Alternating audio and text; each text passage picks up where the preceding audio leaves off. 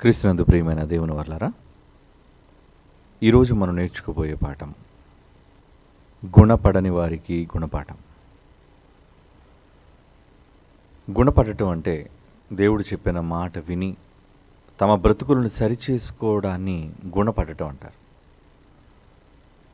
దేవుడు చెప్పిన దానిని లెక్క చేయకుండా దేవునికి విరోధంగా ఒకవేళ ప్రవర్తిస్తే అందుకు దేవుడు వారికి నేర్పించే పాఠమే గుణపాఠం అంటారు. దాన్ని గుణపాఠం ఎప్పుడవుతుంది అంటే పాఠాన్ని విస్మరిస్తే, దేవుని మాటను ధిక్కరిస్తే అది గుణపాఠంగా సంక్రమిస్తుంది అన్నది ఈ పాఠంలో మీరు నేర్చుకోవాల్సిన ముఖ్యమైన విషయం. ఎందుకంటే పరలోకమందున్న తండ్రి భూమి మీద ఉన్న మనుషులందరి పట్ల ఎంతో ఆసక్తి, ఆలోచన, ప్రణాళిక కలిగిన వాడుగా ఉన్నాడు. అలా ఉన్న వ్యక్తి తన ఇష్ట ప్రకారంగా తన పిల్లలు బ్రతకాలి అని కోరుకున్నప్పుడు, వారు ఆ విధంగా బ్రతకనప్పుడు వెంటనే దేవుడు వారిని దండించకుండా తన ప్రవక్తల నోట, తన భక్తులైన వారి నోట తగిన జాగ్రత్తలు వారికి చెప్పటం అనేది ఆయనకు అలవాటు. చెప్పినా ఒకవేళ వినకపోతే అప్పుడు వాళ్ళందరికీ కూడా దేవుడు గుణపాఠాన్ని నేర్పిస్తాడు. ఆయన నేర్పించే పాఠాలు ఎలా ఉంటాయో ఈ పాఠంలో మీరు తెలుసుకోవాలి. కొన్ని సందర్భాల్లో ఆయన మాటను ఒకవేళ విన్నట్లయితే రాబోయే విపత్తుల నుంచి తమను తాము కాపాడుకుంటారు. అందుకు ప్రత్యక్ష ఉదాహరణ నినివే పట్టణం. వారు దేవునికి విరోధంగా ఉన్నారని యోనాను తన మాటగా చెప్పమని ఆ పట్టణానికి పంపడం, యోనా అక్కడికి వెళ్ళి చెప్పటం, చెప్పిన తరువాత రాజు మొదలుకొని ఆ దేశంలో సామాన్యుని వరకు వాళ్ళందరూ కూడా మారు మనస్సు పొందటం, అందుకు దేవుడు వారి మీదకి రప్పించవలసిన ఉగ్రత విషయమై తన మనస్సును మార్చుకొని ఆయన వారిని క్షమించినట్లుగా మనకు తెలుసు. కనుక చెబుతాడు, దేవుడు ప్రతి మనిషికి చెబుతాడు, కానీ మనిషి దాన్ని వినాలి. చెప్పినప్పుడు ఇది నాకు కాదు అని ఒకవేళ అనుకుంటే వాడికి అది గుణపాఠంగా దేవుడే నేర్పిస్తాడు. దేవుడు చెప్పిన ప్రతి మాట మనిషి ప్రయోజనకరమైనదిగానే ఉంటుంది. అవును, మనిషిని బాగు చేసే మాటలే దేవుడు చెప్తాడు. ఆయన తండ్రి, ఆయన మన సృష్టికర్త, ఆయనకి సమస్తం తెలుసు. కాబట్టి ఆయన చెప్పే మాటను మనిషి లక్ష్య పెట్టాలి, వినాలి ప్రియులారా. అందుకు దేవుడు బైబిల్లో ఏమంటున్నాడు ఒక మాట చదువుతాం. సామెతల గ్రంథం 3వ అధ్యాయం 11-12 వచనాలు మనం చదవగలిగితే, సామెతల గ్రంథం 3వ అధ్యాయం 11-12 వచనాలు. నా కుమారుడా, యెహోవా శిక్షను తృణీకరింపవద్దు. ఆయన గద్దిస్తాడు, తాను ప్రేమించిన తన పిల్లల్ని ఆయన గద్దిస్తాడు. గద్దించినప్పుడు విసుక్కోవద్దు. తండ్రి తనకు ఇష్టుడైన కుమారుని గద్దించు రీతిగా యెహోవా తాను ప్రేమించిన వారిని గద్దించును. ఏమండి, కన్నవారు పిల్లల పట్ల ప్రేమ కలిగి వారిని గద్దిస్తుంటారు. ఆ గద్దింపులో ప్రేమ ఉంటుంది, ఆ గద్దింపులో క్రమశిక్షణ ఉంటుంది. అది పిల్లలు అర్థం చేసుకోగలగాలి. దేవుడు కూడా తన పిల్లలైన వారందరి పట్ల ఆయన ఎందుకు గద్దింపునిస్తున్నాడో ఇక్కడ చెప్తున్నాడు. చూడండి, తండ్రి తనకి ఇష్టుడైన కుమారుని గద్దించు రీతిగా. గద్దింపులో ఇష్టం ఉందండి పిల్లల పట్ల. ఇష్టుడైన కుమారుని గద్దించు రీతిగా యెహోవా తాను ప్రేమించిన వారిని గద్దించును. దేవుడు భూమి మీద ఉన్న మనుషులందరినీ ప్రేమించలేదా? చెప్పండి. ఎవరిని ప్రేమించకుండా ఉన్నాడు చెప్పండి మీరు? నమ్మినందుకు వీళ్ళనే ప్రేమించాడండి, నమ్మనందుకు వీళ్ళు తృణీకరించాడండి అని లేదండి. ఎవ్వరు తండ్రి కోసం అలా అనలేరు. దానికి కారణం ఆయన నీతిమంతుల మీదను అనీతిమంతుల మీదను, మంచివారి మీదను చెడ్డవారి మీదను సూర్యుడిని వెలిగిస్తూ వర్షాన్ని కురిపిస్తూ ఉన్నాడు. ఆయనకు పక్షపాతం లేదు. దేవుడు లోకమును ఎంతో ప్రేమించెను, కాగా తనకు అద్వితీయ కుమారుడుగా పుట్టిన ఆయనను మన కొరకు బలిగా అర్పించాడు. అంటే యేసు వచ్చింది, యేసు బలైనది ప్రపంచంలోని మనుషులందరి కోసం. ప్రపంచంలోని తన పిల్లలందరూ తన దగ్గరకు రావాలి అన్న ప్రణాళికతోనే యేసు క్రీస్తునందు మనల్ని ఏర్పాటు చేసుకున్నాడు. కనుక పలానా వారిని ప్రేమించలేదు అని ఏ మనిషి దేవుని కోసం అనలేడండి, అనే అర్హత కూడా వానికి లేదు. కారణం, దేవుడు అందరినీ సమానంగా ప్రేమిస్తున్నాడు. ఇప్పటికీ ప్రతి తరంలో పుట్టిన కోట్ల మంది మనుషులు ఎంతమంది అయితే భూమి మీద జీవిస్తున్నారో వాళ్ళందరి పట్ల ఆయన ప్రేమ కలిగి ఉన్నాడు. కనుక ఆయన గద్దింపులు వస్తూనే ఉంటాయి. అది తుఫాను రూపంలో కావచ్చు, ఒక జలప్రళయం రూపంలో కావచ్చు, ఒక రోగం రూపంలో కావచ్చు. ఇవన్నీ హెచ్చరికలు. కనుక ఆయన ప్రేమించిన వాళ్ళనే గద్దిస్తున్నాడు అంటున్నాడు. చూడండి, ప్రకటన గ్రంథం 3:19 మరొక మాట. ప్రకటన గ్రంథం 3:19 ఏమంటున్నారు చూడండి అక్కడ. నేను ప్రేమించు వారిని అందరినీ గద్దించి శిక్షించుచున్నాను. ప్రేమిస్తేనే ఆయన గద్దిస్తున్నాడు. ఆ గద్దింపులో ప్రేమ ఉంది, అందుకే శిక్షణ కూడా అమలు చేస్తున్నాడు అంటున్నాడు. చూడండి, గనుక నీవు ఆసక్తి కలిగి నువ్వేం చేయాలి? ఆయన గద్దించినప్పుడు మనిషి ఏం చేయాలి? ఆసక్తి, ఇంట్రెస్ట్, చాలా ఆసక్తి చూపించాలి. ప్రపంచంలో ఏ విపత్తు వచ్చినా, ఎక్కడ ఆ వార్త మీకు వినబడినా, ఏమిటి భూకంపం వచ్చింది, ఏమిటి కరోనా విజృంభిస్తుంది, ఏమిటి తుఫాను ఏర్పడింది, ఇవన్నీ ఆయన గద్దింపుకు, ఇవన్నీ కూడా ఉదాహరణలు. ఇవి వస్తున్నప్పుడు మనుషులు వాటి నుంచి ఎలా బయటపడాలని అనుకుంటున్నారే కానీ దీనికి కారణమైన దేవుని విషయంలో వాళ్ళు తమ్మును తాము సరిచేసుకుందాం, గుణపడదామన్న ఆలోచన వాళ్ళకి లేదండి. అందుకు దేవుడు అంటున్నాడు, ఏమంటున్నాడు?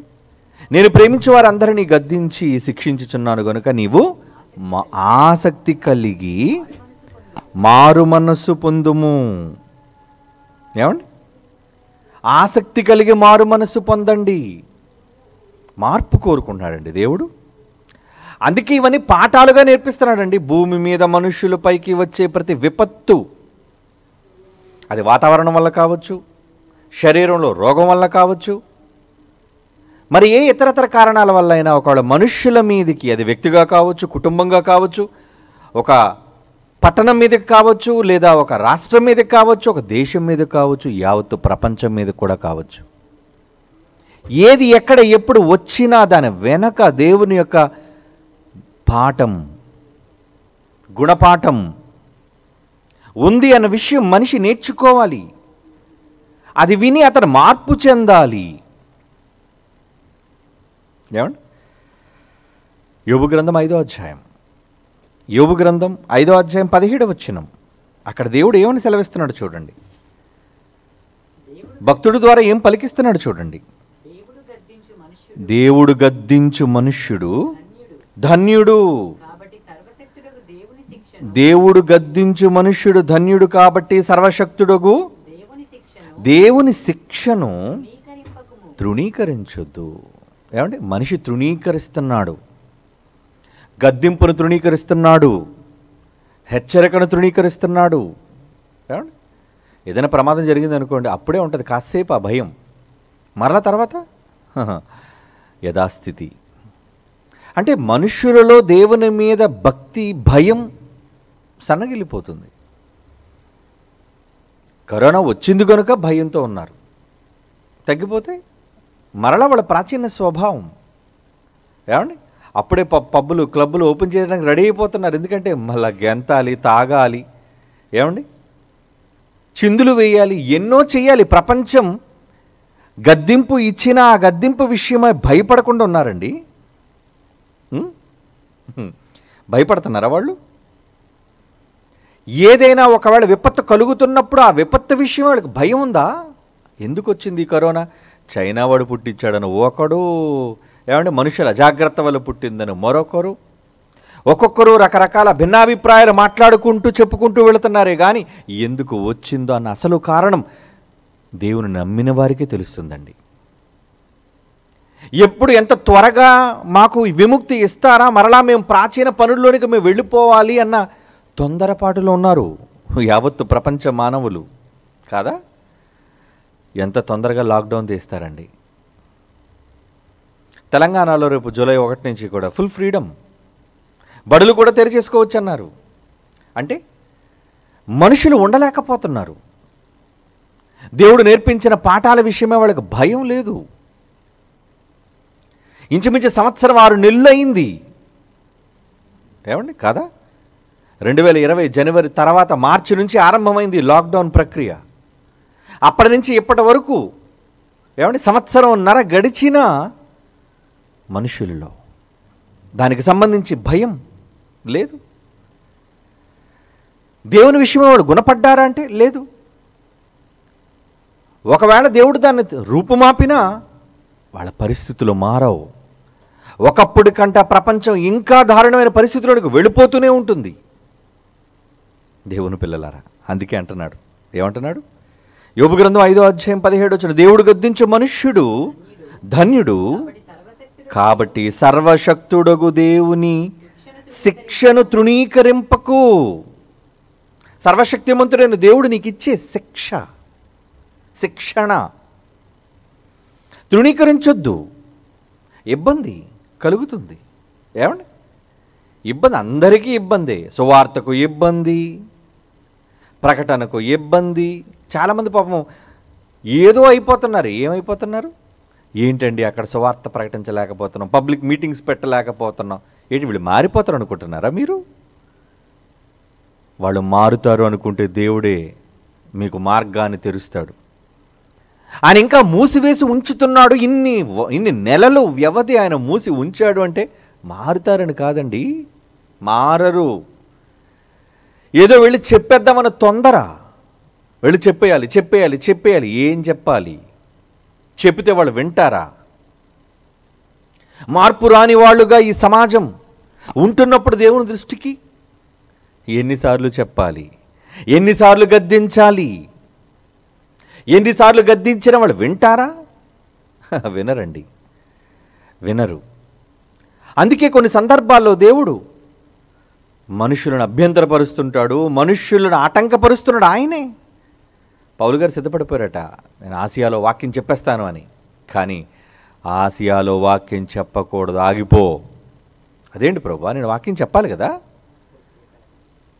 ఆసియాలో వాక్యం చెప్పడానికి ఈయన సిద్ధపడిపోతే ఎవరు పర్మిషన్ ఇవ్వలేదు? చూడండి, అపోస్తుల కార్యములు 16వ అధ్యాయం 6వ వచనం అండి.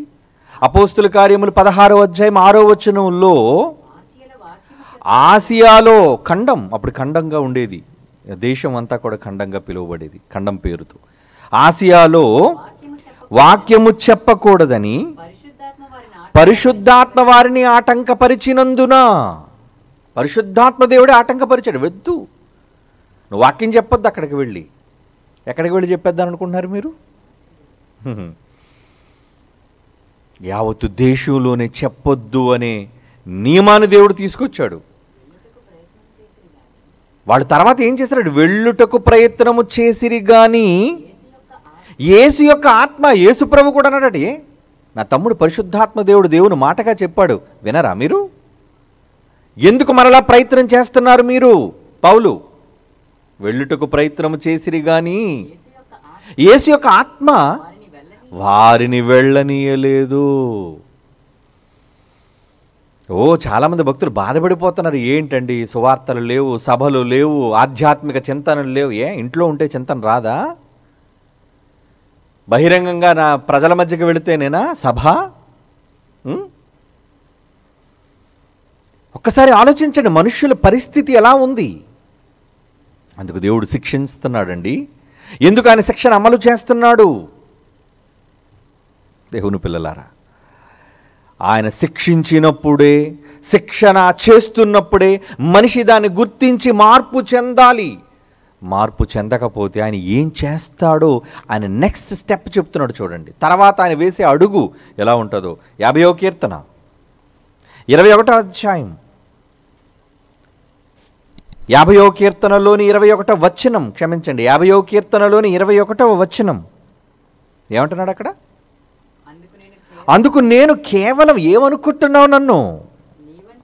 కేవలం నీ వంటి వాడనని నీవు అనుకుంటివా? అయితే నువ్వు ఎన్నెన్నిసార్లు నా మాటలు తృణీకరించావో, ఎన్ని గద్దింపులు నువ్వు ఖాతరు చేయకుండా ఉన్నావో, నీ కన్నుల ఎదుట ఈ సంగతులన్నిటినీ నేను వరుసగా ఉంచి నిన్ను గద్దిస్తాను. మొదటిసారి చెప్పినప్పుడు, రెండోసారి చెప్పినప్పుడు, మూడోసారి చెప్పినప్పుడు, ఎన్నిసార్లు చెప్పినా నువ్వు వినలేనప్పుడు నీ కళ్ళెదుటే వాటిని ప్రత్యక్షాలుగా పెడతానంటున్నాడు. చూడండి, ఇదేంటండి చూపిస్తాడా? తెలియాలి మనకి, ఇది ఎందుకు వచ్చింది, నాకెందుకు సంభవిస్తుంది, నా పట్ల ఎందుకు జరుగుతుంది. మనిషికి గుణపాఠం రావాలి కదా.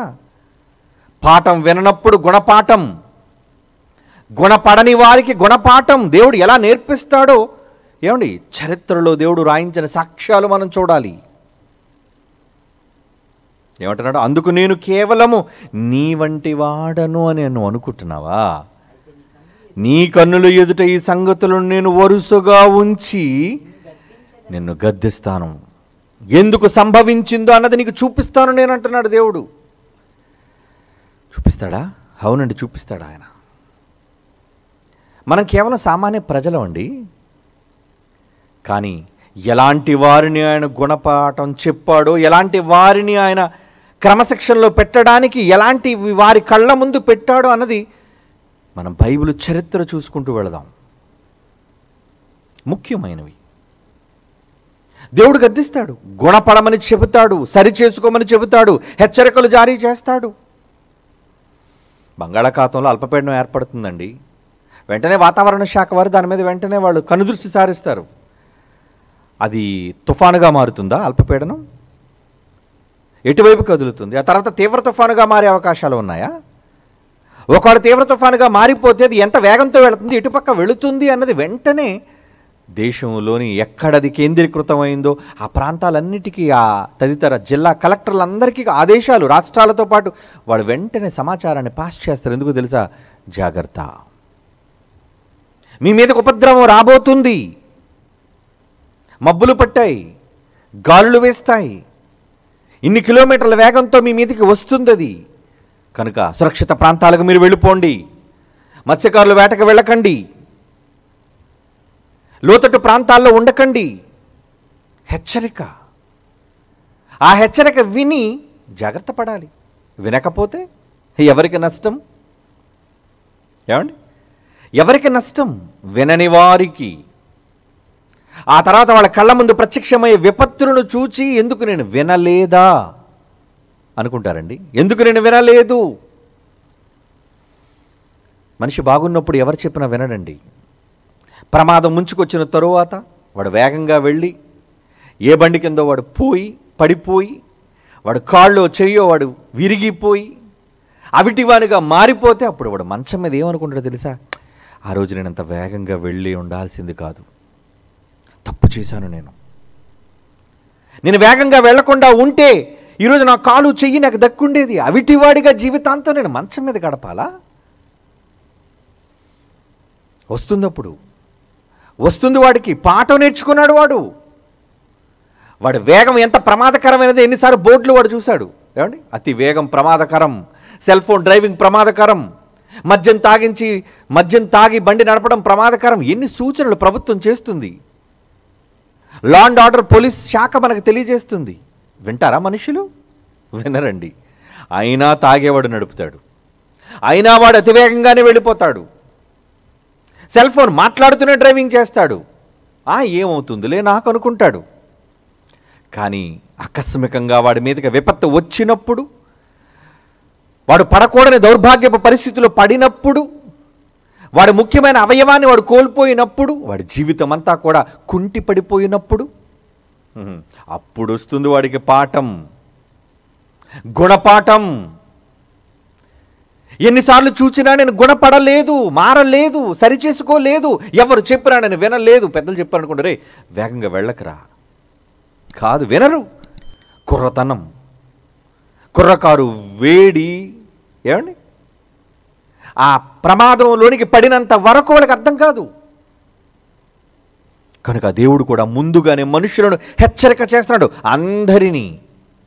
అందరికీ హెచ్చరిక చేస్తున్నాడు. ముందే చెప్పాడు, మీ కళ్ళ ముందు పెడతాను ఎందుకు సంభవించిందో అన్నది. అది చూసైనా మీరు అర్థం చేసుకోవాలి. ఇశ్రాయేలు రాజు అని యెహోరాము, వాడి గురించి చూద్దామండి. 2వ దినవృత్తాంతముల గ్రంథం 21వ అధ్యాయం. దేవుని వలన దయ పొందిన వాడుగా, దేవుని ప్రజల మీద అధికారిగా, రాజుగా, దేవుని వలన నియమించబడిన వాడుగా వాడు అధికారంలోనికి వచ్చాడండి. వచ్చిన తర్వాత ఏం జరిగింది? 2వ దినవృత్తాంతముల గ్రంథం 21వ అధ్యాయం చూడండి. వీడి చరిత్రలోని వీడికి సంభవించిన సంఘటనలు దేవుడు వాడి కళ్ళ ముందు ఉంచుతాను అన్నాడని. 4వ వచనం చదువుతున్నాను చూడండి. యెహోరాము తన తండ్రి రాజ్యమును ఏలనారంభించినప్పుడు తను స్థిరపరుచుకొని తన సహోదరులందరినీ ఇశ్రాయేలు అధిపతులలో కొందరిని హతము చేసును. అంతే, వీడు వేట ఆరంభించాడు. అధికారం రాగానే ప్రతి వాడు అధికారం దుర్వినియోగం. అప్పటి వరకు ప్రజల కొరకు బ్రతుకుతాను, ప్రజల కొరకు చేస్తాను అని మాటిచ్చి మాట తప్పేవాళ్ళుగా ఎందరు నాయకులు మన కళ్ళ ముందు లేరు చెప్పండి. తమ విరోధులైన వాళ్ళందరి పైన ఏమండి కోపాలు తీర్చుకోవటం, కక్ష సాధింపు చర్యలు చేయటం, అలాగే వీడు చేస్తున్నాడు. అప్పుడు ఏం జరిగింది? యెహోరాము ఏలనారంభించిన 32 ఏండ్ల వాడు, అతడు యెరూషలేములో 8 సంవత్సరాలు ఏలాడు. వీడు ఎవరితో సంబంధ బాంధవ్యాలు కలిగి ఉన్నాడో చెప్తున్నాడు చూడండి. 6వ వచనం. అతడు అహాబు కుమార్తెను పెళ్లి చేసుకుని అహాబు సంతతి వారు నడిచిన ప్రకారముగా ఇశ్రాయేలు రాజుల మార్గమందు నడిచెను. అతడు యెహోవా దృష్టికి ప్రతికూలముగా ప్రవర్తించెను. ఏమండి, ఎవరినండి పోయి వీడు పెళ్లి చేసుకున్నాడు? అహాబా, వాడి భార్య యెజెబెలు కానీ వాడు కానీ దేవునికి ఎంత విరోధంగా వాళ్ళు ప్రవర్తించారు. భిన్నమైన బ్రతుకు వాళ్ళు బ్రతికారు. ప్రవక్తలను చంపారు, ఏలియాను చంపజూచారు. దేవుని కోపం వాళ్ళ మీద రగిలిపోతుంది. అలాంటి ఇంటి అమ్మాయిని కోరుకున్నావా నువ్వు? చేసుకున్నాడు. ఏమండి, అహాబు కుమార్తెను చేసుకున్నాడు, యెజెబెలు కూతురు చేసుకున్నాడు. యెజెబెలే ప్రమాదకరమైనదే, అత్త భయంకర్రాలే. అలాంటి గర్భాన పుట్టిన ఏమండి భార్య ఎలా ఉంటుంది? డిఎన్ఏ, అమ్మ డిఎన్ఏ, నాన్న డిఎన్ఏ కలగలిపే కదండి పిల్లలు పుడతారు. తండ్రి మంచివాడైతే పిల్లలు కూడా మంచివాళ్ళే. ప్రభు చెప్పాడు కదా, చెట్టు మంచిదని ఎంచి దాని విత్తనమును మంచిదని ఎంచండి. చెట్టు ఒకవేళ చెడ్డదైతే దాని పండు కూడా చెడ్డదే. ఎందుకంటే చెట్టు పాడైపోయినప్పుడు విత్తనం మంచిదవుతుందా? నువ్వు వివాహం చేసుకునేటప్పుడు వాళ్ళు ఎలాంటి వాళ్ళు, వాడి కుటుంబం ఏంటి, వాడి వంశం ఎలాంటిది, వీడి అలవాట్లేంటి, వాళ్ళ తల్లిదండ్రుల బుద్ధులేంటి, ఇవన్నీ మనుషులు ఈరోజు చూడరండి. ఆ రోజు వాడు చూడలేదండి. వాడు కోరుకున్నాడు, యెజెబెలు కుమార్తెను పెళ్లి చేసుకున్నాడు, దేవుని దృష్టికి విరోధంగా ప్రవర్తించాడు. 7వ వచనం. ఆయనను యెహోవా తాను దావీదుకు చేసిన నిబంధన, దావీదుకు మాటిచ్చేశాడు. పితరుడైన దావీదుకు మాటిచ్చాడు, నాయన నువ్వు చనిపోయినా నీ సింహాసనం మీద నిరంతరం సూర్యుడున్నంత వరకు ఒకడిని రాజుగా చేస్తానయ్యా. ఆ మాటకు దేవుడు కట్టుబడ్డాడు. గనుక ఈ యెహోరాము లాంటి దుర్మార్గుడు దేవుని దృష్టికి వ్యతిరేకంగా నడుస్తున్నా రాజుగా చూస్తూ ఓర్చుకున్నాడు. ఎవరు ఓర్చుకుంటున్నారు? దేవుడండి. మనుషులను చూచి దేవుడు ఓర్చుకుంటున్నాడు. వాళ్ళు చేసే క్రియలను చూచి ఓర్చుకుంటున్నాడు. తన పట్ల వాళ్ళు చేసే దౌర్జన్యం, అన్యాయం, అక్రమం అన్నిటినీ చూచి ఓపిక పడుతున్నాడండి దేవుడు. పట్టడం లేదా?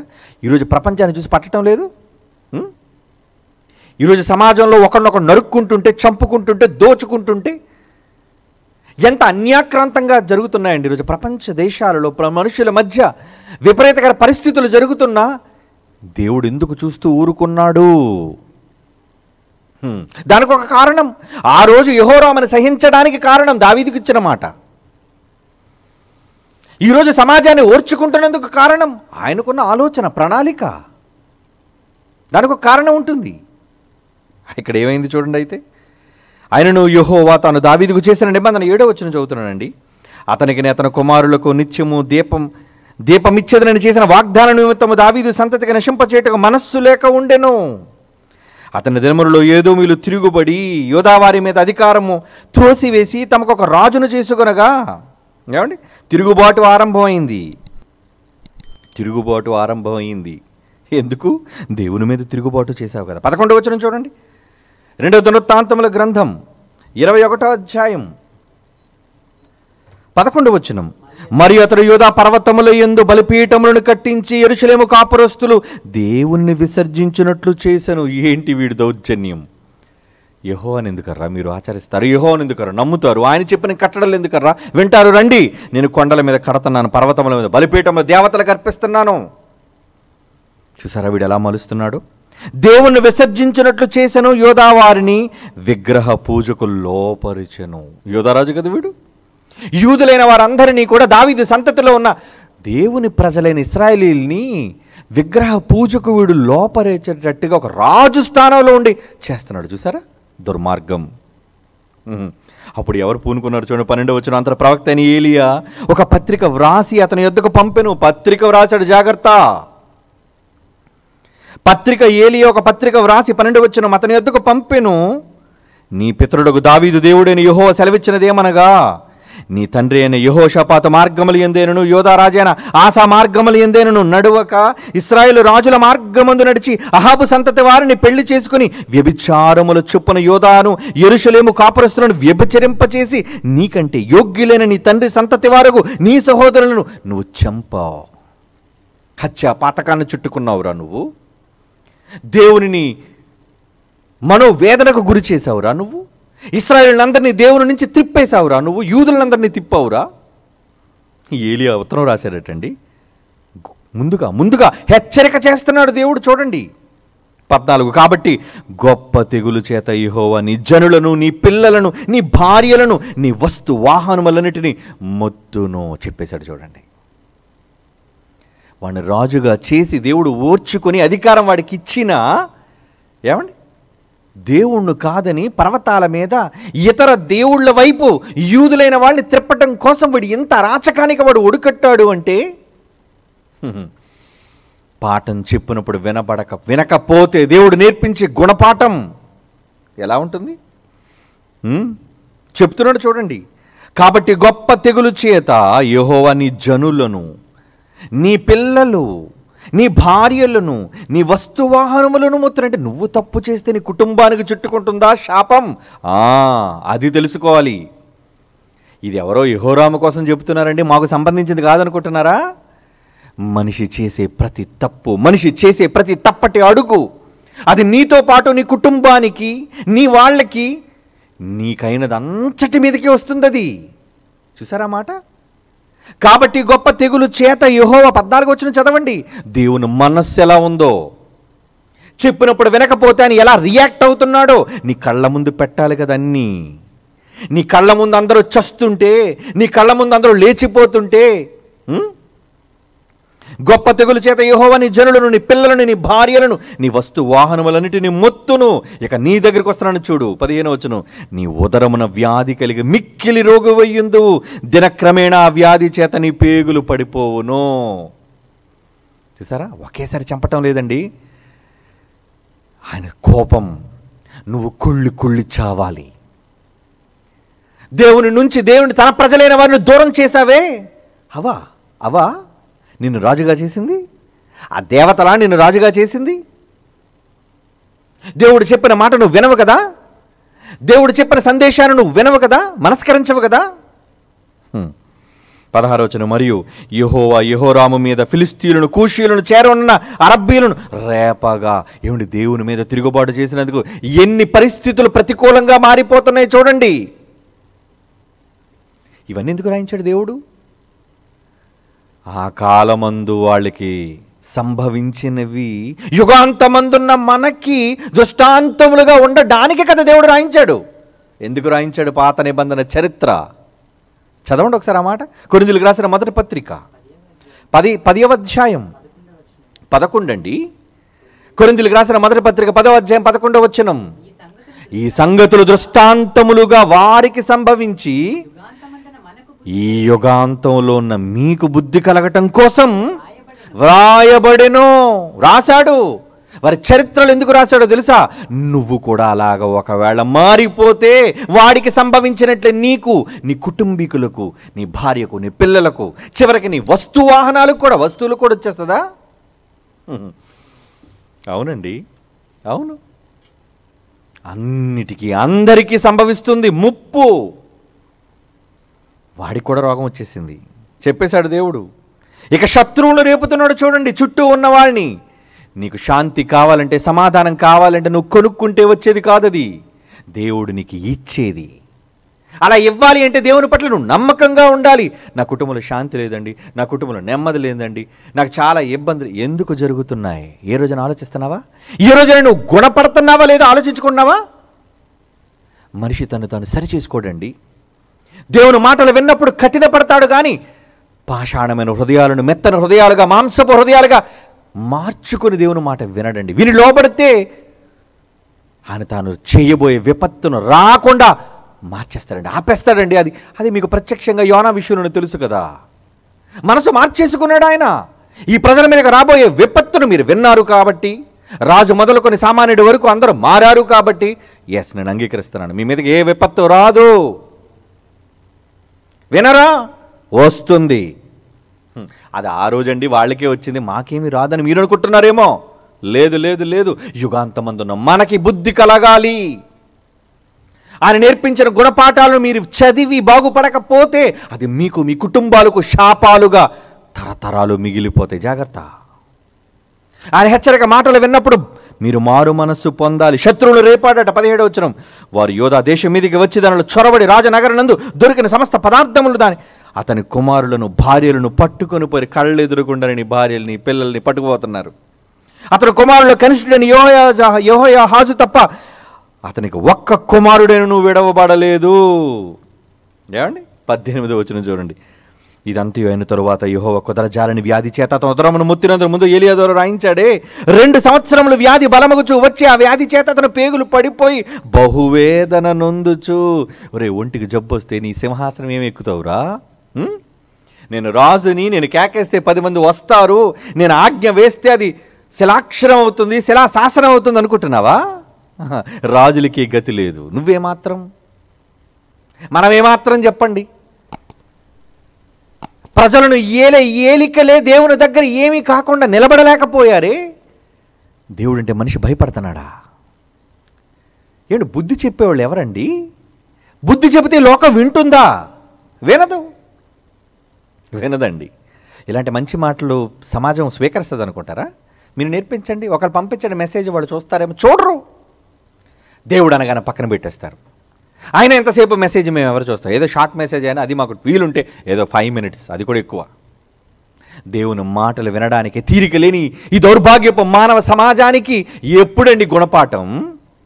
చచ్చాక, చావక ముందు సంభవించే పరిస్థితులను వచ్చాక అప్పుడు తెలుస్తుంది రాజైతే ఎవడికి గొప్ప. 2 సంవత్సరాలు వ్యాధి ఎక్కువైందట. వ్యాధి చేత పేగులు పడి బహువేదన, బాధ. దేవుణ్ణి ఎంత బాధ పెట్టావురా? దేవుని ప్రజలైన వారిని ఆయన వైపు నుంచి దేవతల వైపు త్రిప్పినందుకు నీకు బాధ సంభవిస్తుంది. 2 సంవత్సరాలు నువ్వు బాధపడాలి. అప్పుడు ఏం జరిగి, అతని జనులు అతని పితరులు చేసిన ఉత్తర క్రియలు అతనికి చేయలేదు. ఏమండి, ఉత్తర క్రియలు కూడా జరిగించలేని దౌర్భాగ్యపు పరిస్థితుల్లో ఉన్నాడటండి. ఇక 20వ వచనం అన్నాడు చూడండి. అతడు ఏళ్ళని ఆరంభించిన 32 ఏండ్ల వాడు యెరూషలేములో 8 సంవత్సరములు ఏలి ఎవ్వరికీ ఇష్టం లేని వాడే అతడు చనిపోయాను. ఇది వాడి చావు. ఆఖరికి ఎవ్వడికి నచ్చలేదట వాడు. దేవుడికి నచ్చనప్పుడు మనుష్యులకు నువ్వు ఎలా నచ్చుతావు?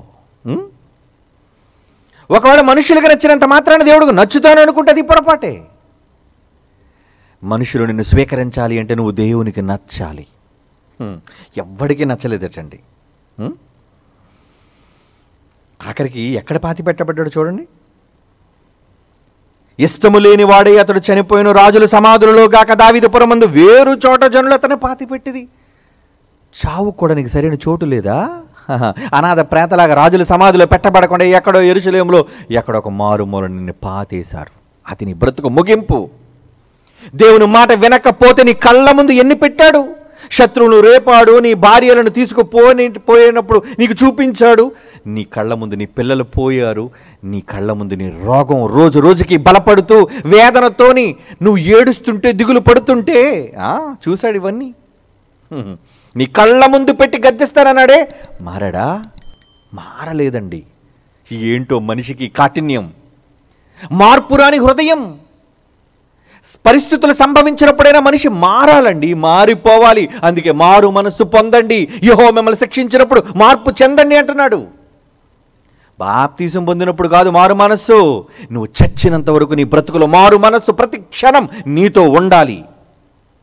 ఎందుకంటే మనం ఎప్పుడు మంచోళ్ళం కాదు.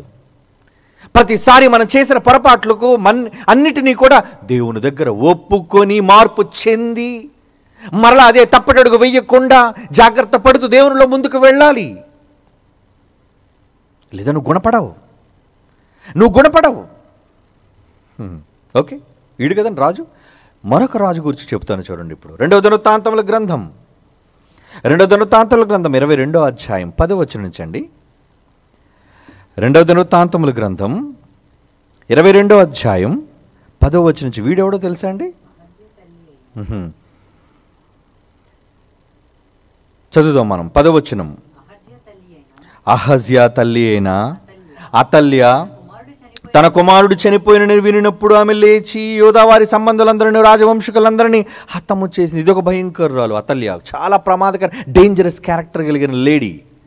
అక్కడ యెజబెల్ ఎలాంటిదో ఇక్కడ అతల్య అలాంటిది. ఏమండి? అలాంటప్పుడు ఏం జరిగిందో తెలుసా అండి? యోవాషు గురించి మాట్లాడుతున్నాడండి. యోధా రాజైన యోవాషు గురించి చెబుతున్నాడండి ఇక్కడ 11వ వచనం.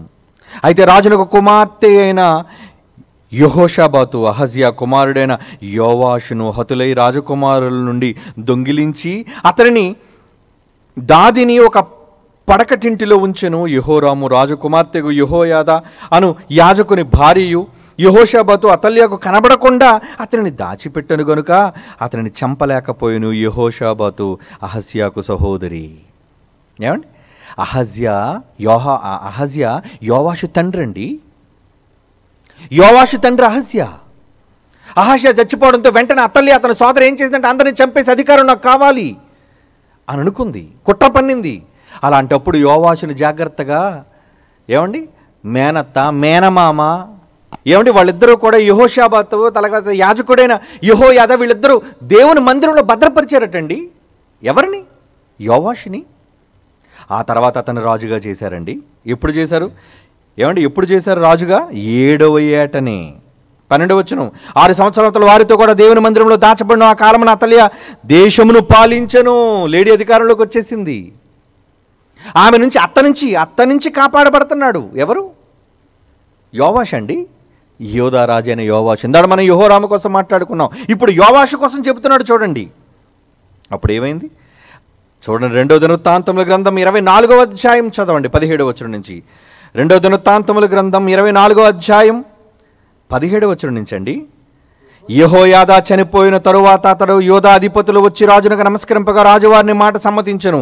జనులు తమ పితరుల దేవుడైన యెహోవా మందిరమును విడిచి దేవతా స్తంభములను విగ్రహములకు పూజ చేసిరి. వారు చేసిన ఈ అపరాధము నిమిత్తము యోధా వారి మీదను యెరూషలేము కాపురస్తుల మీదకి కోపము వచ్చెను. ఏమండి ఏం చేశాడు? నిన్ను కాపాడి అత్త కాపాడింది, మామయ్య కాపాడి, మామయ్య యాజకుడండి యెహోయాదా. నిన్ను కాపాడి దేవుని మందిరంలో పెట్టి రాజుగా నిన్ను ప్రకటించి నిన్ను సింహాసనం మీద కూర్చోబెడితే నువ్వు రాజుగా మారిన తర్వాత వీడు ఎలా మారాడు చూడండి. ఎవరు? యోవాషు. ఎలా మారాడు? 18వ వచనం. జనులు తమ పితరుల దేవుడైన యెహోవా మందిరమును విడిచి దేవతాస్తంభములను విగ్రహములకు పూజ చేసిరి. వారు చేసిన అపరాధము నిమిత్తము యోధా వారి మీదను యెరూషలేము కాపురస్తుల మీదకి కోపము వచ్చెను. 19వ వచనం. తన వైపునకు వారిని మళ్లించుటకై యెహోవా వారి యొద్దకు ప్రవక్తలను పంపగా. గద్దింపు చెబుతున్నాడు ముందు. ఏంటిరా మీరు చేస్తున్న పని? జీవము కలిగిన నన్ను విడిచిపెట్టి ఎవరి పట్ల మీరు వెళ్ళిపోతున్నారా? ఇది తగదు మీకు. ఏమండి హెచ్చరిక చేయడం కోసం ఏం చేశాడు? 19వ వచనంలో తన వైపునకు వారిని మళ్లించుటకై యెహోవా వారి యొద్దకు ప్రవక్తలను పంపగా ఆ ప్రవక్తల వారి మీద సాక్ష్యము పలికిరి గాని వారి చెవి యొగ్గక ఉండిరి. వినలేదటండి, వినలేదు.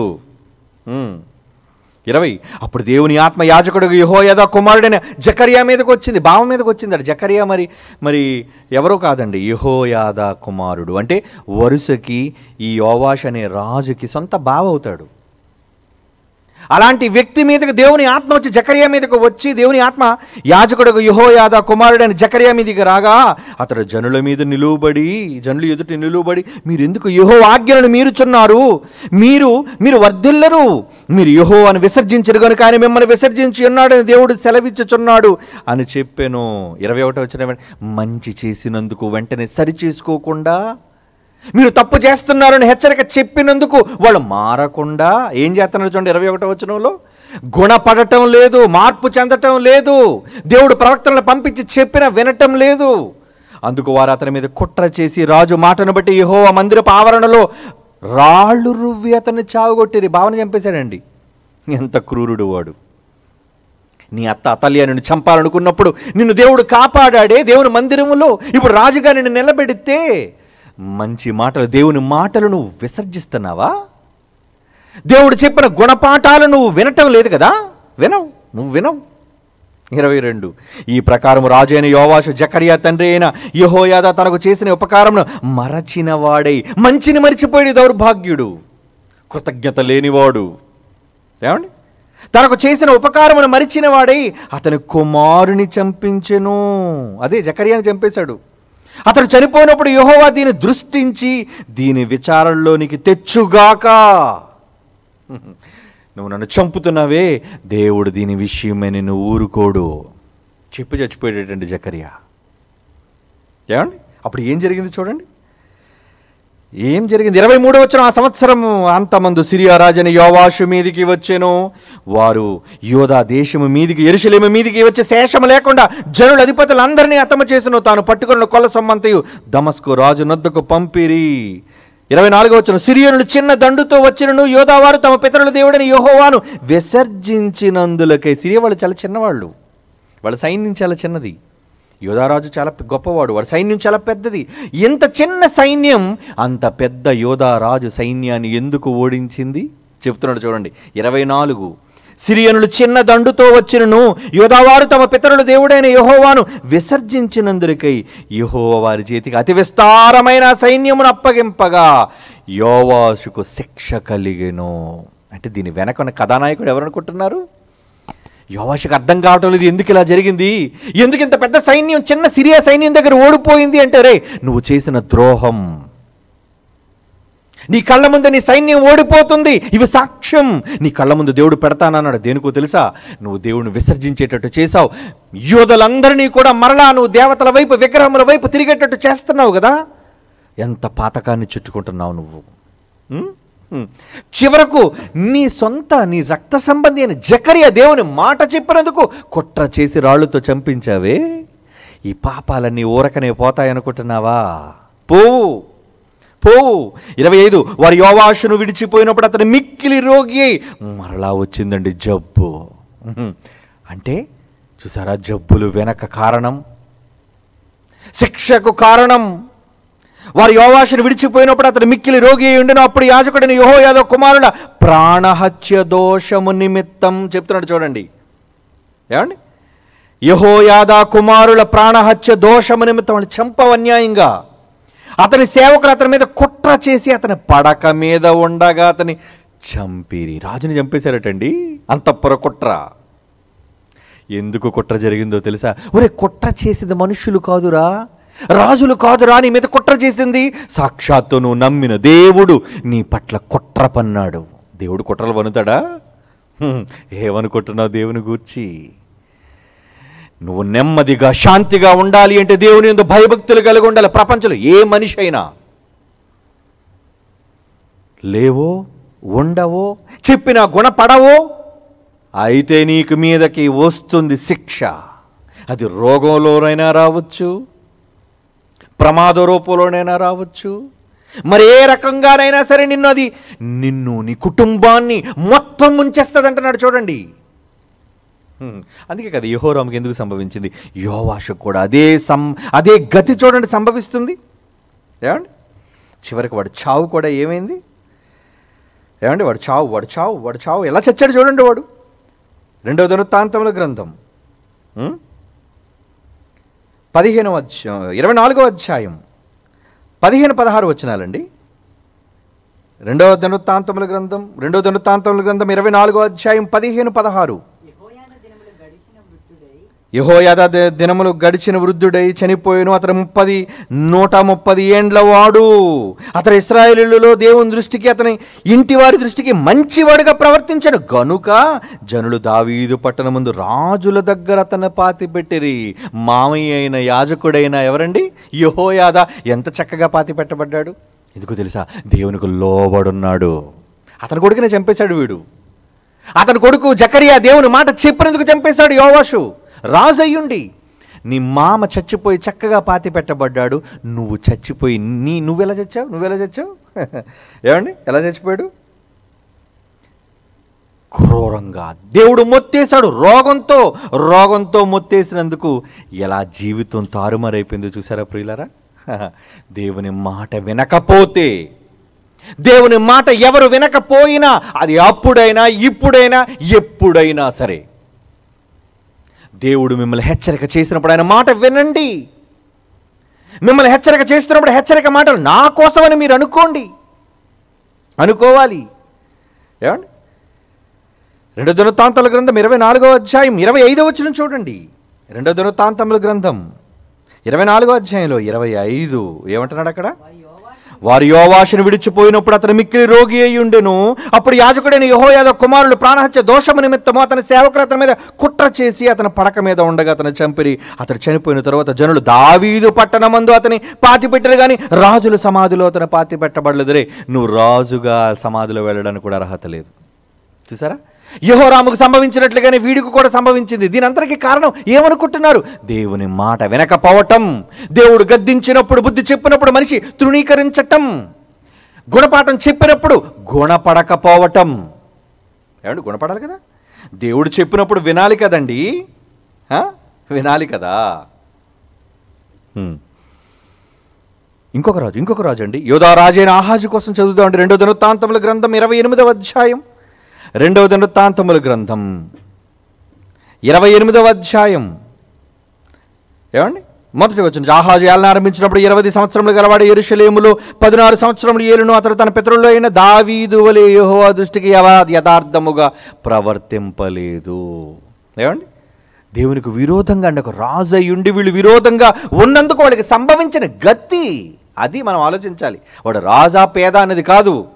దేవుని మాటను తృణీకరించినందుకు, దేవుడు గద్దింపును విననందుకు, విసుగున్నందుకు వాళ్ళకి పట్టిన పరిస్థితి ఏంటో దృష్టాంతములుగా యుగాంతమందున్న మనకి బుద్ధి కలగడం కోసం ఇవన్నీ మనం చదవాలి, భయం తెచ్చుకోవాలి. నీతో పాటు నీ కుటుంబం, నీ వాళ్ళు, నీకున్న సంపద, నీకున్న సమస్తం మొత్తాన్ని ముత్తేస్తాడు దేవుడు. అందుకే ఏమైనా చేసేటప్పుడు మనిషికి భయం కలగాలి. భయం ఉంటుందా? భయం లేదండి. 2వ వచనం. అతడు ఇశ్రాయేలు రాజుల మార్గములు యందు నడిచి బయలు దేవతారూపములను, పోత విగ్రహములను చేయించెను. ఎవడండి? ఆహాజ్ అండి. వీడేం చేశాడు చూడండి.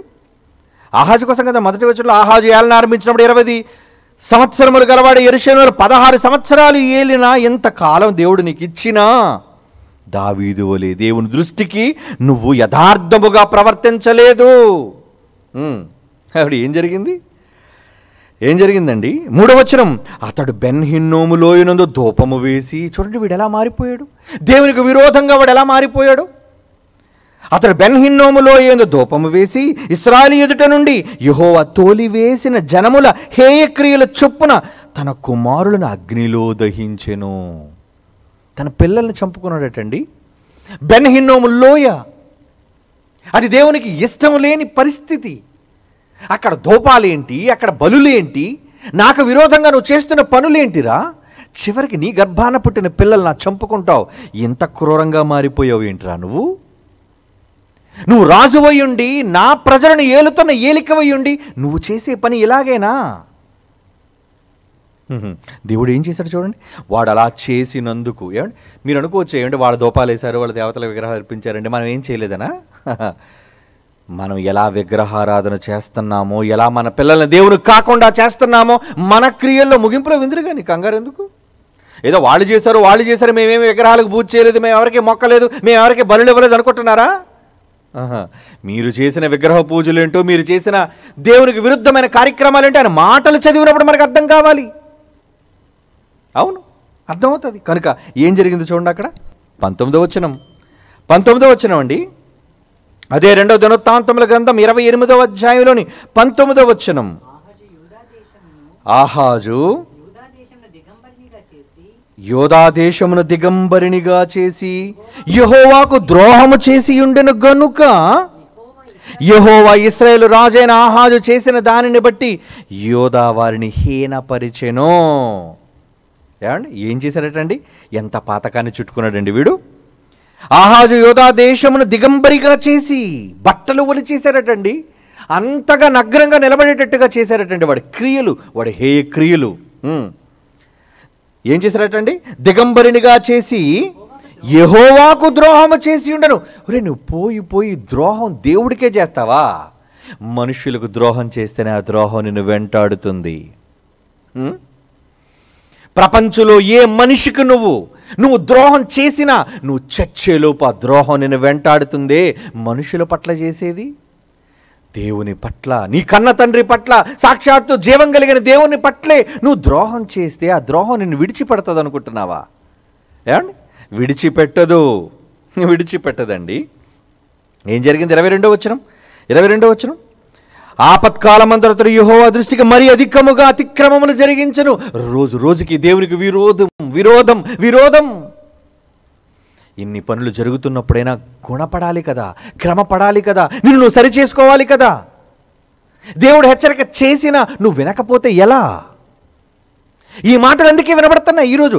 ఆ రోజు వాళ్ళకి దేవుడు వినిపించాడు, ఈరోజు మరలా మీకు ఈ తరానికి వినిపిస్తున్నాడు. గుణపడే వాళ్ళకి గుణపాఠం, గుణపడని వాళ్ళకి గుణపాఠం. ఏమండి? ఆపత్కాలమంతా యెహోవా దృష్టికి మరి అధికముగా, 22వ వచనం, మరి అధికముగా అతిక్రమములు జరిగించను. అట్లు చేసిన వాడు ఈ ఆహాజు రాజే. వీడేనండి. వాడు చేసినందుకు చివరికి వాడి పరిస్థితి ఎలా మారిపోయిందో చూడండి. ఏమండి? 27వ వచనం. ఆహాజు తన పితరులతో కూడా నిద్రించంటే పరదేశికి వెళ్ళడని కాదండి. దౌర్భాగ్యులైన పితరులు, మిగిలిన వాళ్ళు ఎలాగైతే చేశారో తన పితరులతో కూడా నిద్రించి యెరూషలేము పట్టణమందు పాతి పెట్టబడును గాని ఇశ్రాయేలు రాజుల సమాధిలోనికి అతడు తేబడలేదు. అంతకుముందు ఆ యెహోరాము ఎలాగైతే వెళ్ళలేదో, ఏమండి, అంతకుముందు ఆ యోవాషు ఎలాగైతే వెళ్ళలేదో, ఏమండి, వీడు కూడా వెళ్ళలేదటండి. ఎందుకు? సరైన పాతి పెట్టే క్రియలు కూడా నీకు జరగలేదు. ఏం జరిగింది? 27వ వచనం. ఆహాజు తన పితరులతో కూడా నిద్రించి యెరూషలేము పట్టణమందు పాతి పెట్టబడును గాని ఇశ్రాయేలు రాజుల సమాధులకు అతడు తేబడలేదు అంటున్నాడు. చూడండి, సమాధిలోనికి కూడా సరిగ్గా నువ్వు వెళ్ళలేకపోయావు. రాజులందరూ ఉన్న పరిస్థితి దగ్గర నువ్వు వెళ్ళలేకపోయావు. దేనికో తెలుసా? నువ్వు మార్పు చెందలేదు గనుక, నువ్వు మారు మనసు పొందలేదు గనుక. ఏమండి, మనిషి జీవితంలో సంభవించే ప్రతి పరిస్థితి, ప్రతి విపత్తు, ప్రతి సమస్య, దానికి ఎక్కడో దగ్గర ఒక లింక్ అనేది ఉంటుంది. అందుకే మనిషి చాలా జాగ్రత్తగా దేవుని యందు భయభక్తులు కలిగి నువ్వు చేసింది నీ నెత్తి మీదకి వస్తాదన్న విషయాన్ని ఎరిగి ఉండి తెలుసుకొని జాగ్రత్త పడాలి.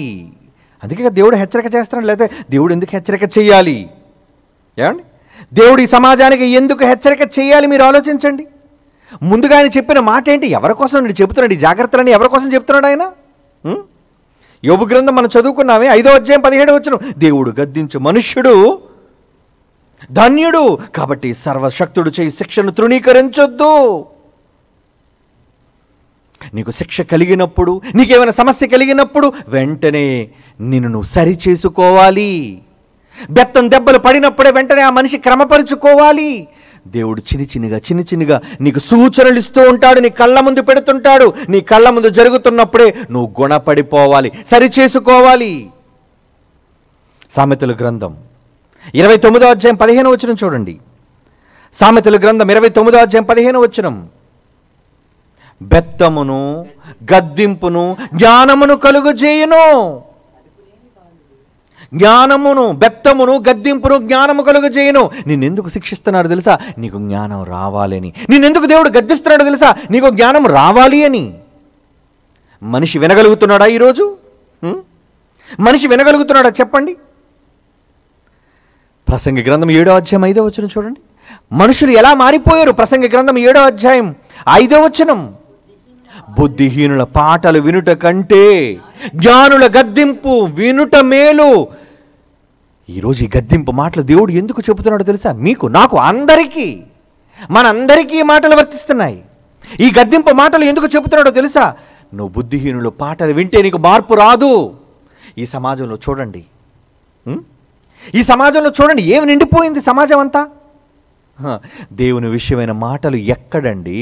కరువైపోయాయి. వాళ్ళని తప్పు త్రోవ పట్టించే విధానాలు ఎన్నో ఎన్నో పనులు. వాటిలో ఉన్నారు మనుష్యులు, వాటిని వింటున్నారు మనుష్యులు. కానీ దేవుని మాటను వింటున్నారా?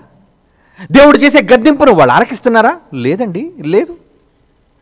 వాళ్ళు వినటం లేదండి. అలా వినలేనప్పుడు దేవుడు అంటున్న మాట ఏంటది? 2వ దినవృత్తాంతముల గ్రంథం చూడండి. 2వ దినవృత్తాంతముల గ్రంథం 33వ అధ్యాయం. 2వ దినవృత్తాంతముల గ్రంథం 33వ అధ్యాయం 23వ వచనం.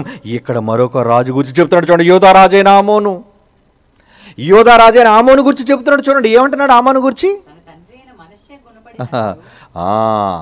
తన తండ్రి, ఈ ఆమోను యొక్క తండ్రి మనష్షే అండి. వెరీ గుడ్ జెంటిల్మెన్, మంచోడు. ఏం చేశారట? తన తండ్రి అయిన మనష్షే గుణపడినట్లు యెహోవా సన్నిధిని పశ్చాత్తాప్తుడు కాక గుణపడకను ఈ ఆమోను అంతకంతకు ఎక్కువ ద్రోహ కార్యములు చేయుచు వచ్చెను. చూసారా? గుణపడటం లేదండి. దేవుడు చెప్పిన మాటలను, హెచ్చరికలను అంగీకరించటం లేదండి. అలా అంగీకరించకపోతే రాజులు వాళ్ళ బ్రతుకులు ఏమైపోయో చూసావు కదా. వాళ్ళ దగ్గర అధికారం ఉంది, వాళ్ళ దగ్గర ఐశ్వర్యం ఉంది, వాళ్ళ దగ్గర ఎన్నో ఉన్నాయి. కానీ దేవుడే తలుచుకుంటే క్షణాల మీద నలిపేశాడు వాళ్ళందరినీ కూడా. రాజుని కూడా చూడకుండా శిక్ష అమలు చేశాడు ఎవరైనా సరే. ఏమండి, సద్దాం హుస్సేన్ ఎందుకంత క్రూరంగా చచ్చాడనుకున్నారు? గడాఫీ ఎందుకంత క్రూరంగా చచ్చాడనుకున్నారు? బిన్ లాడెన్ ఎందుకంత క్రూరంగా చచ్చాడనుకున్నారు? వీళ్ళందరి చావు వెనుక కారణం ఏంటో తెలుసా? వాళ్ళు చేసినది వాళ్ళ నెత్తి మీదకి వచ్చింది. వాళ్ళు చేసిన ద్రోహ కార్యాలు, వాళ్ళు చేసిన దేవునికి భిన్నమైన కార్యక్రమాలు విడిచిపెట్టవు. వాళ్ళనే విడిచిపెట్టలేనప్పుడు సామాన్యులైన ప్రపంచంలో 760 కోట్లకు పైగా ఉన్న ఏ మనుష్యుని ఏ తరంలోనూ దేవుడు ఎవ్వరినీ విడిచిపెట్టడండి. అది నోట్ చేసుకోవాలి మీరు. మీ మనసు ఏదైనా తప్పు చేయాలి అని అనుకుంటున్నప్పుడు పర్లేదు, అక్రమం చేసినా పర్వాలేదు, అన్యాయం చేసినా పర్వాలేదు, వాళ్ళకు ద్రోహం చేసినా పర్వాలేదని మీరు ముందుకు అడుగేస్తున్నారే, మీరు చేసే ప్రతి ద్రోహ కార్యం దేవుడు లెక్కిస్తున్నాడు, నోట్ చేస్తున్నాడు. ఎందుకో తెలుసా? ఆ ద్రోహాన్ని మరలా నీకు కొలుస్తాడు, కొలిచేస్తాడు. నువ్వే కొలతతో కొలుస్తున్నావో అదే కొలత నీకు కొలుస్తాడు. ఆ కొలతతో పాటు శిక్ష. దేవుడు చెప్పిన మాట ఒకవేళ నువ్వు విని మార్పు చెందకపోతే నీ మనసును ఒకవేళ కఠినం చేసుకుంటున్నావా? దేవుడు వాళ్ళతో చెప్పాడు, ఇశ్రాయేలుతో మారండి మారండి మారండి అని. మారలేదు. రాజులతో చెప్పాడు, మారండి మారండి మారండి అని. మారలేదు. మాట వినందుకు ఇశ్రాయేలు శవాలను దేవుడు అరణ్యంలో రాలిపోయేటట్టు చేశాడు. రాజులను ఆఖరికి కుళ్ళి కుళ్ళి చంపేశాడు. ఎవరు చేస్తున్నది ఇదంతా? నీవు చేసుకున్నదే. ఇది నీకు రాకూడదు అనుకుంటున్నావా? ఎందుకంటే మన జీవితాన్ని ఒక్కసారి మన వెనక్కి వెళ్ళి ప్రతి ఒక్క మనిషి తనను గూర్చి తను ఆలోచించుకుంటే తన బ్రతుకులో ఏ కార్యాలు చేశాడో అతనికి తప్ప మరెవ్వరికీ తెలియదు. ఈ మాటలు వింటున్న మీరందరూ ఒక్కసారి మీ గతాన్ని స్మరించుకోండి. ఏ ఏ కార్యక్రమాలు మీ జీవితాల్లో మీరు చేశారో అన్నది ఒక్కసారి మీ మనస్సాక్షితో మీరు ఆలోచించండి. ఏమైనా చేశారా? పశ్చాత్తాపపడండి, గుణపడండి. గుణపడిపోయాడు. ఏమండి, తండ్రి మనష్షే అట ఏం చేశారట చూడండి. తండ్రి మనష్షే తన తండ్రి అయిన మనష్షే గుణపడినట్లుగా అంటున్నాడు చూడండి ఆ మాట. 23వ వచనం. తప్పు చేశాడు మనష్షే, దేవునికి విరోధంగా ప్రవర్తించాడు మనష్షే. తన తండ్రి అయిన మనష్షే గుణపడినట్లు యెహోవా సన్నిధిని పశ్చాత్తాప్తుడు కాక, దేవుడు చెప్పినప్పుడు గుణపడక ఈ ఆమోను అంతకంతకు ఎక్కువ ద్రోహ కార్యములు చేయించు వచ్చెను. 24. అతని సేవకులు అతని మీద కుట్ర చేసి అతని నగరనందే అతని చంపగా చచ్చాడు. ఏంటండి? దేవుని పట్ల విరోధమైన కార్యక్రమాలు చేస్తే నువ్వు చస్తావు. దేవునికి విరోధంగా కుట్రలు పన్నితే నువ్వు కుట్రలో బాలిభాగస్తుడు అయిపోతావు. నీపైన కుట్రలు జరుగుతాయి. ఆ కుట్ర పన్నది ఎవరో కాదు, సృష్టికర్త అయిన నీ తండ్రి. చంపేస్తాడు నిన్ను. ఆ కుట్ర చేసి నిన్ను రోగంతో నేను చంపుతాడు. ఆ కుట్ర చేసి నేను ప్రమాదంతో నేను చంపుతాడు. ఎలాగైనా నిన్ను చంపేస్తాడు. నిన్ను, నీ కుటుంబాన్ని, మొత్తం యావత్ సంతతిని కూడా ఆయన ఇబ్బందికి గురి చేస్తాడు. నీ కుటుంబం ఇబ్బంది పడకూడదు అనుకుంటున్నావా? అయితే గుణపడిపో. నువ్వు ఇలాంటి భయంకర పరిస్థితులు నీ జీవితంలో రాకూడదు అనుకుంటున్నావా? ఈరోజే, ఇప్పుడే పశ్చాత్తాపడిపో. తప్పు అయిపోయింది మహాప్రభు, నన్ను క్షమించండి, ఇక మీదట నేను అలా చెయ్యను, జాగ్రత్త పడతాను నేను. ఏమండి? ఎందుకంటే మనష్షే ఎలాంటి వాడు? తన తండ్రి అయిన మనష్షే గుణపడినట్లు అంటున్నాడు కదా. మనష్షే ఎలా గుణపడిపోయాడు ఒకసారి చూడండి. 2 దినవృత్తాంతముల గ్రంథం 33వ అధ్యాయం 10-13 వచనాలండి. 2 దినవృత్తాంతముల గ్రంథం, ఓకే చూడండి, మరలా వీడియో పెట్టండి. 2 దినవృత్తాంతముల గ్రంథం 33వ అధ్యాయం 10వ వచనం అండి. యెహోవా మనష్షేకును అతని జనులకును వర్తమానములు పంపిన. చూడు, దేవుడు చెప్పకుండా ఎవరిని విడిచిపెట్టడు. ఏమిటి ఈ సమాజానికి ఎందుకు మన ద్వారా ప్రకటిస్తున్నాడో తెలుసా? అంత్యకాలంలో చెప్పాలి. ఒరే నాన్న, నువ్వు చెప్పిన తరువాత ఏదైనా చేస్తాను వాళ్ళకి, నువ్వు చెప్పిన తరువాత ఏదైనా నేను చేస్తాను వాళ్ళకి అంటున్నాడు. చూడండి, చెప్పాడట. ఎవరికి పంపాడు? ఈ ప్రకారము మనష్షే యోధా వారిని, యెరూషలేము కాపులస్థులందరినీ కూడా మోసపుచ్చిన వాడే. మనష్షే మంచుడేం కాదండి. ఏమండి? ఆమోను తండ్రి, ఇందాక ఆమోను చెడ్డవాడు, చంపేశాడు దేవుడు వాడిని. వాడి తండ్రి మనష్షే గుణపడ్డాడట. దేవుడు చెప్పాడు కదా. ఎలా గుణపడ్డాడబ్బా? అదే మనం అది చదువుకుందాం మనం. యెహోవా మనష్షేను అతని జనులకును వర్తమానములు పంపినను వారు చెవియొగ్గకపోయిరి. కాబట్టి యెహోవా అష్షూరు రాజు యొక్క సైన్యాధిపతులను వారి మీదకి రప్పించను. శత్రువులను రెచ్చగొట్టాడు. ఎవరి మీదకి తీసుకొచ్చాడు? మనష్షే మీదకి తీసుకొచ్చారటండి. మనష్షే తప్పించుకొని పోకుండా వారు అతన్ని పట్టుకొని గొలుసులతో బంధించి అతని బబులోనుకు తీసుకొని పోయాడు. అతడు శ్రమలలో ఉన్నప్పుడు తన దేవుడైన యెహోవాను బతిమాలుకుంటున్నాడు. దేవా తప్పైపోయింది. గుణపడుతున్నాడు. చూడండి, గుణపడుతున్నాడు. నీ జీవితంలో తప్పు చెయ్యవని నేను అనటం లేదు. ప్రతి మనిషి ఎక్కడో దగ్గర తప్పు చేస్తాడు, తప్పు చేసి తీరుతాడు. కానీ ఆ తప్పు నుండి గుణపడాలి. కమాన్, రెక్టిఫై యువర్ సెల్ఫ్.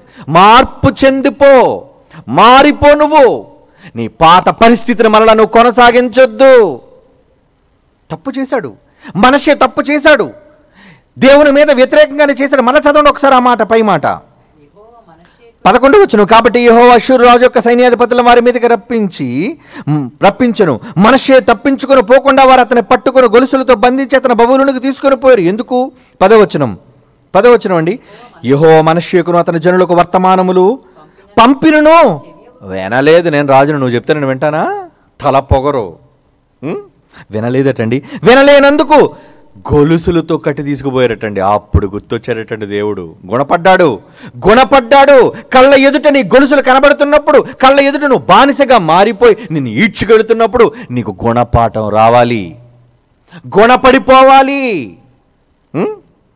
12వ వచనం. అతడు శ్రమల్లో ఉన్నప్పుడు తన దేవుడిని యెహోవాను బ్రతిమాలుకొని తన పితరులు దేవుని సన్నిధిని బహుగా తన్ను తాను తగ్గించుకొని ఆయనకు మొరలిడగా ఆయన అతని విన్నపములను ఆలకించి యెరూషలేమునకు అతని రాజ్యములోనికి అతని తిరిగి తీసుకొని వచ్చినప్పుడు దేవుడు యెహోవా దేవుడై ఉన్నాడని మనష్షే తెలుసుకొనెను. ఆహా, తెలుసుకున్నావా? పశ్చాత్తాపపడు. దేవుడు నీ కళ్ళ ముందు శిక్షను అమలు చేస్తున్నప్పుడు, నీ పరిస్థితులు తారుమారైపోతున్నప్పుడు, నీ కుటుంబ పరిస్థితులు విపరీతం అయిపోతున్నప్పుడు, నువ్వు ఇబ్బందులు కూరుకుపోతున్నప్పుడు నువ్వు అనుకోవాలి ఏంటో తెలుసా? నేనేమైనా తప్పు చేశానా? నేనేమైనా ఎవరికైనా తెలియకుండా ద్రోహం చేశానా? ద్రోహం చేస్తే నాకు తెలుసు కదండి, నేను మర్చిపోలేను. ఎవరితో చెప్పినా చెప్పకపోయినా ప్రతి మనిషి తాను చేసిన ద్రోహం తనకు గుర్తొచ్చేసింది. మనష్షేకు గుర్తొచ్చినందుకు అతను ఏం చేశాడు? చదవండి. అదే మనం కూడా చెయ్యాలి. గుణపడినట్లుగా ఏం చేశాడు? 12వ వచనం అండి. చదవండి. అతడు శ్రమలో ఉన్నప్పుడు తన దేవుడైన యెహోవాను బతిమాలుకొని తన పితరుల దేవుని సన్నిధిలో తను బహుగా తగ్గించుకొని ఆయనకు మొరలిడగా ఆయన అతని విన్నపములను ఆలకించి యెరూషలేములో అతని రాజ్యములోనికి అతని తిరిగి తీసుకుని వచ్చినప్పుడు యెహోవా దేవుడై ఉన్నాడని మనష్షే తెలుసుకొనును. ఇది అయిన తరువాత 14వ వచనం, ఇది అయిన తరువాత అతడు దావీదు పట్టణమును బయట గీహోను పడమర లోయందు మత్స్యపు గుమ్మములో ఓపెలు చుట్టూను బహు ఎత్తు గోడలు కట్టించెను. ఎందుకు నువ్వు చేయగలుగుతున్నావు? నువ్వు గుణపడ్డావు కాబట్టి. గుణపాఠం నీకు నేర్పించినప్పుడు గుణపడ్డాడు కాబట్టి మనష్షే బాగుపడ్డాడు. కానీ వాడు గర్భాన పుట్టిన మనష్షే కొడుకు ఆమోను మాత్రం గుణపడలేదండి. ఒరే, మీ నాన్న గుణపడ్డాడు రా, నేను శిక్ష అమలు చేసినప్పుడు వాడు మారాడు రా. వాడు నువ్వేంటిరా మారలేదు? వాడు కడుపును పుట్టావు, చెడ పుట్టావు నువ్వు. దేవుడు గద్దిస్తున్నాడండి. ఇప్పుడు చదవండి మన మాట, ముందు చదువుకున్న మాట 2వ దినవృత్తాంతాల గ్రంథం 33వ అధ్యాయంలో 23వ వచనం. తన తండ్రి అయిన మనష్షే గుణపడినట్లు యెహోవా సన్నిధిని పశ్చాత్తాపడకను గుణపడకను ఈ ఆమోను అంతకంతకు ద్రోహ కార్యములను చేయుచూ వచ్చెను. మరి ఏమవుతావు నువ్వు? ఇర్మియా గ్రంథం 2వ అధ్యాయం 19వ వచనం ముగించుకుందాం ఈ మాట చదివి. ఇర్మియా గ్రంథం 2వ అధ్యాయం 19వ వచనం. ఇర్మియా గ్రంథం 2వ అధ్యాయం 19వ వచనం ఏమన్నాడు? నీ దేవుడైన యెహోవాను విసర్జించుటయు. రే ఆమోను, నీకే చెబుతున్నాను రా, మీ నాన్న గుణపడ్డాడు రా, గుణపాఠం నేర్పించాను రా, వాడు మారాడు రా. కానీ వాడు కడుపును నువ్వు పుట్టి మారలేదురా. నీ దేవుడని యెహోవాను విసర్జించుటయు, నీకు నా ఎడల భయభక్తులు లేకుండయు, బాధనుకును శ్రమకును కారణమగునని నీవు గ్రహించినట్లు, తెలుసుకొని గ్రహించినట్లు నీ చెడుతనము నిన్ను శిక్షించును, నీవు చేసిన ద్రోహము నిన్ను గద్దించును. ఏమండి, మీరు ఎప్పుడైనా చెడుతనాలు చేశారా? జ్ఞాపకం చేసుకోండి. మీరు ఎప్పుడైనా ద్రోహాలు చేశారా? ఎవరికైనా జ్ఞాపకం చేసుకోండి. మీ ద్రోహాలు మీ మనసులోకి రావాలి, మీ చెడుతనం మీ మనసులోనికి రావాలి, పశ్చాత్తాపపడాలి. లేదా రాజులు వాళ్ళకి గతి లేదు, వేసేశాడు, మొత్తేశాడు, చంపేశాడు, కళ్ళ ముందు వాళ్ళకున్న సమస్తాన్ని కూడా లేపేశాడు, తీసేశాడండి. మీరెంత నేనెంత? భయం కలుగుతుందా మనుషులకి? గుణపడటం లేదు. వీళ్ళ జీవితాలు చదువుకున్న తర్వాత అయినా సరే మనం మారకపోతే ఎందుకు చెప్పండి? మారండి. మారరా? ఇంకా పరిస్థితులు ఎంత తీవ్రంగా ఉంటాయో నెక్స్ట్ ఎపిసోడ్లో మాట్లాడుకుందాం. కళ్ళు మూసుకొని ప్రార్థన చేసుకుందాం. పరిశుద్ధుడైన తండ్రి దేవా, మీ పిల్లలకు మీరు చెప్పిన గద్దింపు మాటలు మేమందరం విన్నాం తండ్రి. మా జీవితాల్లో ఎందరి పట్ల చేసిన ద్రోహాలు, ఎందరి పట్ల చేసిన అన్యాయాలు, అన్యాక్రాంతాలు ఉంటే మమ్మల్ని మేము సరిదిద్దుకొని గుణపడేటట్లుగా మా మనస్సులను మార్చుకొనగలిగే అవకాశాన్ని ప్రసాదించండి తండ్రి. జీవితంలో మీకు మాత్రమే వినమ్రులమై మీ ముందు తలదించుకొని మీకు ఇష్టలుగా మా శేష జీవితాన్ని మీకు ఇష్టలుగా గడపగలిగే భాగ్యాన్ని మాకు అనుగ్రహించండి. మా పశ్చాత్తాపాన్ని స్వీకరించండి తండ్రి. మీకు ఇష్టలుగానే కన్ను మూసే భాగ్యాన్ని మాకు దయచేయండి. క్రీస్తు యేసు వారి అమూల్యమైన నామములో ఈ ప్రార్థన మీకు సమర్పించుచున్నాము తండ్రి. ఆమేన్.